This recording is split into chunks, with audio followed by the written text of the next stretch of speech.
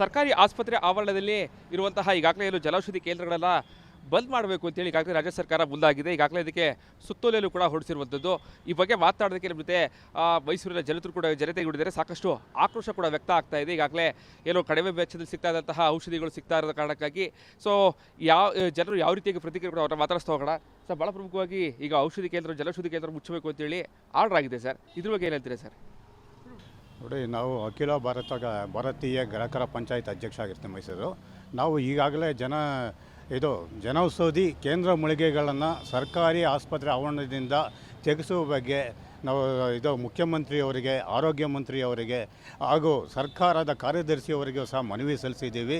ಇದು ಒಂದು ಹೇಯ ಕೃತ್ಯವಾಗುತ್ತೆ. ಯಾಕಂದರೆ ಜನಸಾಮಾನ್ಯರಿಗೆ ಸಿಗುವಂಥ ದಿವ್ಯ ಔಷಧಿ ಕಡಿಮೆ ಬೆಲೆಯಲ್ಲಿ ಸಿಗ್ತಾಯಿತ್ತು. ಆ ಬೆಳೆ ಇದನ್ನು ಇವರು ಸರ್ಕಾರಿ ಆಸ್ಪತ್ರೆಯಿಂದ ಹೊರ ಹಾಕಿ ಇವ್ರು ಏನಾಗಿದೆ, ಯಾವುದೋ ಒಂದು ಮೆಡ್ ಮಾಫಿಯಾಗಿ ಇವರು ಒಳಗಾಗಿ ಅಂತ ಕಾಣ್ತಾ ಇದೆ.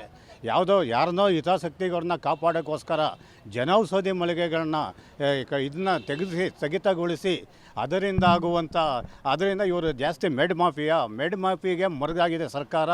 ಇದನ್ನು ನಾವು ಖಂಡಿಸ್ತಾ ಇದ್ದೀವಿ. ಇದು ಜನೌಷಧಿ ಮಳಿಗೆ ಯಥಾ ರೀತಿ ಇವರು ಮುಂದುವರಿಸಬೇಕು. ಜನೌಷಧಿಯಿಂದ ಜನಸಾಮಾನ್ಯರ ಖರ್ಚು ವೆಚ್ಚಗಳು, ಔಷಧೋಪದ ವೆಚ್ಚಗಳು ಅತ್ಯಂತ ಕಡಿಮೆ ದರದಲ್ಲಿ ಲಭ್ಯವಾಗುತ್ತಿತ್ತು. ಈಗೇನಾಗುತ್ತೆ ಅಂದರೆ ಸರ್ಕಾರಿ ವೈದ್ಯರೇ ಜನೌಷಧಿಗಳಿಗೆ ಶಿಫಾರಸು ಮಾಡಿಲ್ಲ ಅಂದರೆ ಇನ್ನು ಖಾಸಗಿ ವೈದ್ಯರು ಖಂಡಿತ ಇದು ಮಾಡಲ್ಲ. ಜನೌಷಧಿ ರಿಯಲಿ ಎಲ್ಲ ಥರದ ಕಾಯಿಲೆಗಳಿಗೂ ಸಹ ಸಿಗುವಂಥ ದಿವ್ಯ ಔಷಧಿ ಈ ಮಳಿಗೆ ಕೇಂದ್ರಗಳನ್ನು ಯಾವುದೇ ಕಾರಣಕ್ಕೂ ಸರ್ಕಾರಿ ಆಸ್ಪತ್ರೆ ಆವರಣದಿಂದಾಗಲಿ ಕರ್ನಾಟಕದ ವ್ಯಾಪ್ತಿಯಿಂದಾಗಲಿ ತೆಗೆಯುವುದು ಅನಾವಶ್ಯಕ ಅಂತ ಹೇಳ್ತಾ ಇದ್ದೀನಿ. ಸರ್ಕಾರದ ಆದೇಶವನ್ನು ಹಿಂಪಡೆಯಬೇಕೆಂದು ನಾನು ಈ ಮೂಲಕ ಒತ್ತಾಯಿಸ್ತೀನಿ. ಸರ್, ರಾಜ್ಯ ಸರ್ಕಾರ ಏನೋ ಕೇಂದ್ರದ ಯೋಜನೆಗಳ ವಿರುದ್ಧ ಸಮರ ಸಾರಿದೆಯಾ ಅಂತ ಸರ್? ಹಾಗೆ ಅನಿಸ್ತಾ ಇದೆ. ಒಂದು ಕಡೆ ಒಟ್ಟು ಕರ್ನಾಟಕದಲ್ಲಿ 207 ಜನೌಷಧಿ ಕೇಂದ್ರ ಇದೆ. ಅದು ಸರ್ಕಾರಿ ಆವರಣದಿಂದ ತೆಗೆಸ್ಬಿಟ್ರೆ ಬಡ ಸಾಮಾನ್ಯರಿಗೆ ಭಾಳ ಕಷ್ಟ ಆಗುತ್ತೆ. ಇದು ಮೋದಿಯವರ ಮಹತ್ವಾಕಾಂಕ್ಷೆ ಯೋಜನೆ. ಒಕ್ಕೂಟ ವ್ಯವಸ್ಥೆಯಲ್ಲಿ ಇದೆಲ್ಲ ಮಾಡಬಾರ್ದು. ಯಾರೇ ಆಗಲಿ ಜನರ ಶಾಪ ತಟ್ಟುತ್ತೆ. ಇದು 70%ಇಂದ 90%ವರೆಗೂ ಇದು ಕಡಿಮೆ ಔಷಧಿ ಸಿಕ್ತು. ಆಲ್ಮೋಸ್ಟ್ ಫ್ರೀನೇ ಅನ್ಕೋಬೋದು.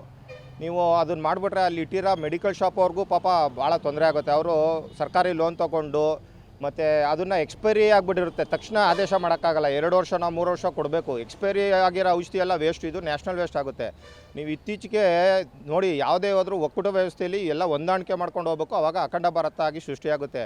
ಬಡವರು ತುಂಬಾ ಶುಗರು ಮತ್ತು BP ಭಾಳ ಅವಲಂಬಿತ ಆಗಿದ್ದಾರೆ. ಈಗ ಎಲ್ಲೆಲ್ಲಿ ನೋಡಿದ್ರೂ ಡಯಾಬಿಟಿಕ್ಸ್ ಪೇಷಂಟ್ ಆಗಿದ್ದಾರೆ. ಅಂಥದ್ರಲ್ಲಿ ಇವರು ಜನೌಷಧಿ ಕೇಂದ್ರಗಳನ್ನ ತೆಗೆದುಬಿಟ್ಟು ಭಾಳ ತೊಂದರೆ ಕೊಡ್ತಾಯಿದ್ದಾರೆ. ಇದು ಯಾರು ಹೇಳಿದ್ರೋ ಗೊತ್ತಿಲ್ಲ. ಕೇಂದ್ರ ಸರ್ಕಾರ ಆಗಲಿ ಕರ್ನಾಟಕ ಸರ್ಕಾರ ಆಗಲಿ ತುಂಬ ಚೆನ್ನಾಗಿ ಕೆಲಸ ಮಾಡ್ತಾಯಿದೆ. ಆದರೆ ಇದು ಈ ಒಂದು ಇಂಪ್ಲಿಮೆಂಟು ಭಾಳ ತಪ್ಪು. ಸರ್, ದಿಢೀರಲ್ಲಿ ಈ ನಿರ್ಧಾರ ಕೈಗೊಳ್ಳಕ್ಕೆ ಏನು ಕಾರಣ ಇರ್ಬೋದು ಸರ್? ಸರ್, ಇದು ಮಾಫಿಯಾಗೋಸ್ಕರನೇ. ಇದು ಶಕ್ತಿ ಯೋಜನೆಗಳಿಗೆ ತುಂಬಕ್ಕೆ ದುಡ್ಡು ಇಲ್ಲ. ಇವರು ಲ್ಯಾಂಡ್ ಮಾಫಿಯಾದಿಂದ ಹಿಡಿದು ಪ್ರತಿಯೊಂದರಲ್ಲೂ ಆದಾಯ ಎಲ್ಲಿ ಬರ್ತದೆ ಆ ಮೂಲ ಹುಡುಕ್ತಾ ಇದ್ದಾರೆ ಹೊರತು ಏನಿಲ್ಲ. ಈ ಜನೌಷಧಿ ಕೇಂದ್ರದಿಂದ ಎಷ್ಟು ಬೇಕಾಗುತ್ತೆ. ಆರ್ಟೋ ಮತ್ತು ಆರ್ಥೋ ಸಂಬಂಧಪಟ್ಟಿದ್ದು ಡಯಾಬಿಟಿಸ್ಗೆ ಎಲ್ಲ ಈಸಿ ರೇಟು ತುಂಬ ಕಡಿಮೆ ಇದೆ ಸರ್. ಒಂದು ಆರ್ಥೋಗೆ ಒಂದೊಂದು ಬೆಲ್ಟ್ ತಗೊಳ್ಳೋಕ್ಕೂ ಎಷ್ಟೊಂದು ಇದಿದೆ ಗೊತ್ತೆ.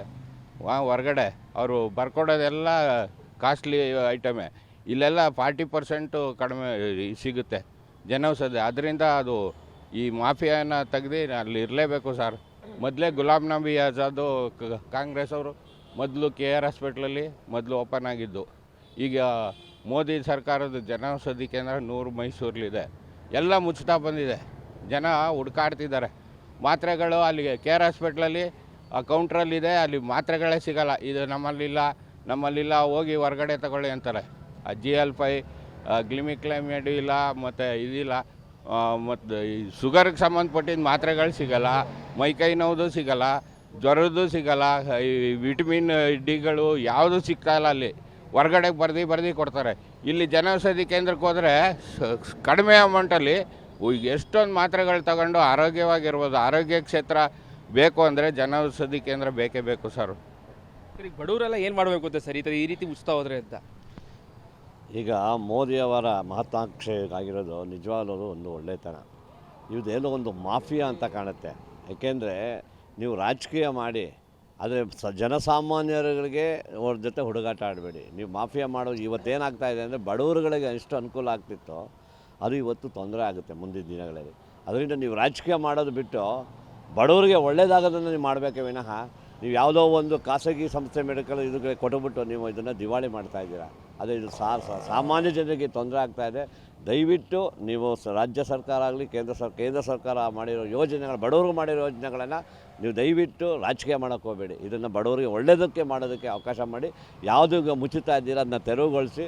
20% 80% ನಿಜವಾಗ್ಲೂ ನಮಗೆ ಬಡವರಿಗೆ ಸಿಗ್ತಾ ಇರೋಂಥ ಔಷಧಿ, BP, ಶುಗರ್, ಇದು ಎಲ್ಲರೂ ಇವತ್ತು ಶ್ರೀಸಾಮಾನ್ಯರು ಒಂದು ಮಾತೆ ತೊಗೋಬೇಕು ಅಂತ ಹೋದಾಗ ಕಮ್ಮಿಗೆ ಸಿಕ್ಕಿದಾಗ ಖುಷಿಯಾಗುತ್ತೆ. ಯಾಕೆಂದರೆ ಶ್ರೀಮಂತರಿಗೂ ದುಡ್ಡು ಕೊಟ್ಟು ತಗೋತಾರೆ, ಬಡವರಿಗೆ ತೊಗೊಳಕ್ಕಾಗೋದಿಲ್ಲ. ಇದು ನಿಜವಾಗ್ಲೂ ಮೋದಿಜಿಯವರ ಮಹತ್ವಾಕಾಂಕ್ಷೆಯ ಇದು ಯೋಜನೆ. ಇದು ದಯವಿಟ್ಟು ಇದರಲ್ಲಿ ರಾಜಕೀಯ ಮಾಡಬೇಡಿ, ಬಡವ್ರಿಗೆ ಅನುಕೂಲ ಆಗೋದು ಮಾಡಿ.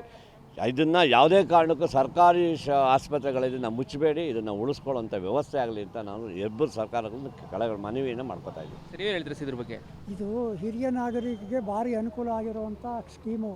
ರಾಜ್ಯ ಸರ್ಕಾರಗಳು ಕೇಂದ್ರ ಸರ್ಕಾರದ ಯಾವುದೇ ಕಾರ್ಯಕ್ರಮಗಳನ್ನ ತಡೆ ಹಿಡಿದ್ರೂ ಈ ಜನೌಷಧಿ ಕೇಂದ್ರ ಆಗಲಿ, ಆರೋಗ್ಯಕ್ಕೆ ಸಂಬಂಧಪಟ್ಟಿದ್ದಾಗಲಿ ಯಾವುದೇ ಕಾರಣಕ್ಕೂ ಇದರಲ್ಲಿ ರಾಜಕೀಯ ಮಾಡಬಾರ್ದು.